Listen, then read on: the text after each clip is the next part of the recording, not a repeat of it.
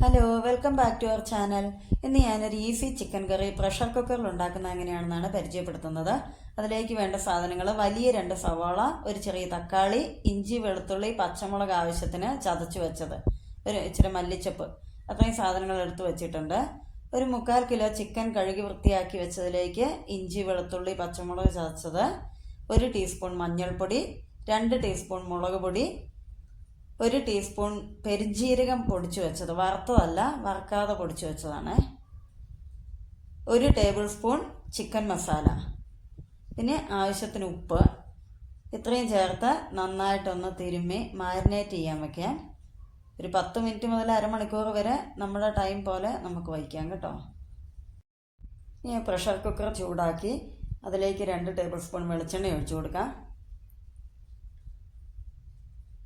ആ എണ്ണ നന്നായിട്ട് ചൂടായി വരുമ്പോഴത്തേക്കും നമ്മൾ കൊത്തിയരിഞ്ഞ സവോളയും ഇഞ്ചി, വെളുത്തുള്ളി, പച്ചമുളകും കൂടെ ചതച്ച ആ മിക്സും കൂടെ അതൊന്ന് ആ എണ്ണയിലേക്കിട്ട് നന്നായിട്ട് വഴറ്റി കൊടുക്കാം.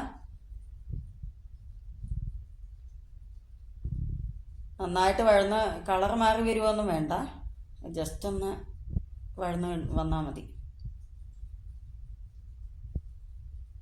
അതിലേക്ക് 1/2 ടീസ്പൂൺ ഉപ്പും കൂടെ ചേർത്ത് കൊടുക്കാം, അത് പെട്ടെന്ന് വഴന്ന് കിട്ടുവാൻ വേണ്ടി.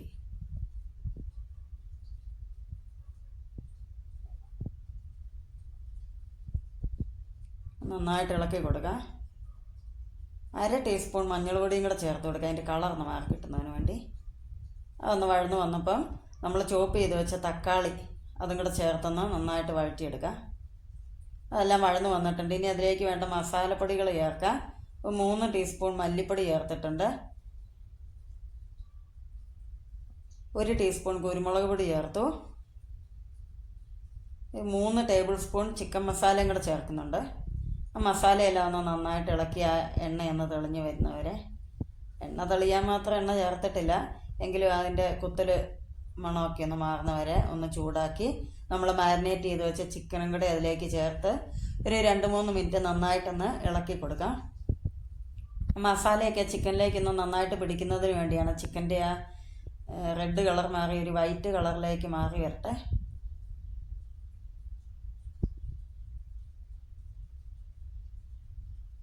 മസാല എല്ലാം ചേർത്ത് നന്നായിട്ട് ഇളക്കി കൊടുത്തിട്ടുണ്ട്. ഇനി നമുക്ക് ഗ്രേവിക്ക് ആവശ്യമായ വെള്ളം, ഞാനത് ഏകദേശം നേർത്ത വെള്ളം ഒഴിക്കുന്നുണ്ട്. ഇല്ലെങ്കിൽ ഇത് വെന്ത് നമ്മൾ വാങ്ങിക്കഴിഞ്ഞ് കുറച്ച് കഴിയുമ്പോൾ ചാറെല്ലാം കുറുകി നല്ല തിക്കായിട്ട് വരും.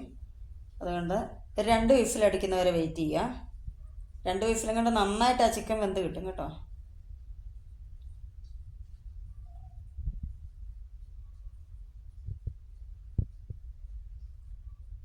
2 വിസിലടിച്ചിട്ടുണ്ട്. നമ്മുടെ ചിക്കൻ കറി റെഡി ആയിട്ടുണ്ട്. ഇനി ഇതിൻ്റെ എയർ പോയി കഴിഞ്ഞാൽ ഞാൻ തുറന്നിട്ടുണ്ട്. ഇപ്പോൾ കാണുമ്പോൾ വലിയ സ്റ്റൈലില്ലെങ്കിൽ ഒരു 5 മിനിറ്റ് കഴിയുമ്പോൾ ആ ചിക്കൻ കറി നല്ല ഒരല്പം എണ്ണയൊക്കെ തെളിഞ്ഞ് നല്ല കറക്റ്റായിട്ട് വന്നിട്ടുണ്ട്. നല്ല തിക്ക് ഗ്രേവിയൊക്കെ ആയിട്ട് നല്ല ടേസ്റ്റി ചിക്കൻ കറിയാണ്. എല്ലാവരും ഒന്ന് പരീക്ഷിച്ച് നോക്കണം. Thank you.